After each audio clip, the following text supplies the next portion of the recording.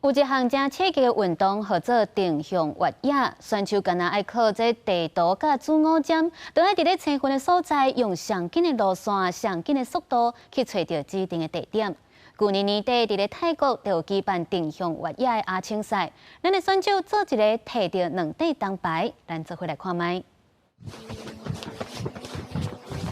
路腿正行，不过也是走正紧。就算是拄到上斜路，回头小确定方向了，就继续向前走。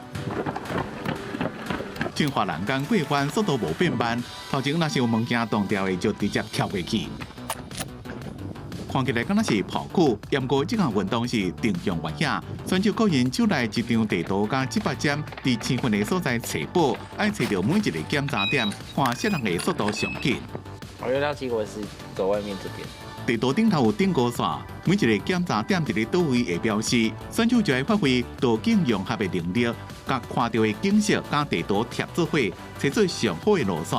伫去年底泰国定向越野亚青赛，咱代表队摕到2块铜牌。前一天在休息日的时候，我是发高烧，然后全身就是四肢无力，支撑我 跑起来的动力就是2个队友，更重要的是我们是代表国家去。平安的大兄平新伫去年全民运动会个人项目摕到双冠军，不过伊认为体能不是伊的强项，所以专注伫咧看图的能力，也有伊的撇步。自己画了一些模拟赛图，透过卫星地图，把能看到的赛区的环境都看过了。 所以等于说，我跑到赛区里面之后，可能有2/3的画面是我清楚的。我们往这里边冲，我们要3圣宫那边，然后往上。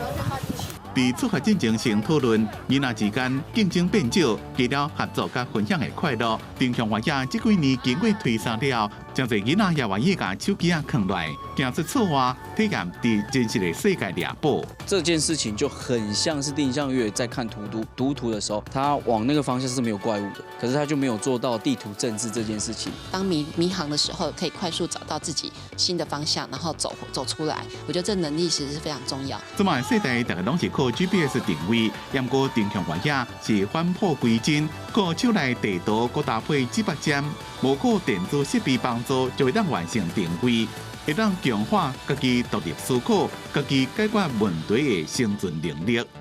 公司新闻采访报道。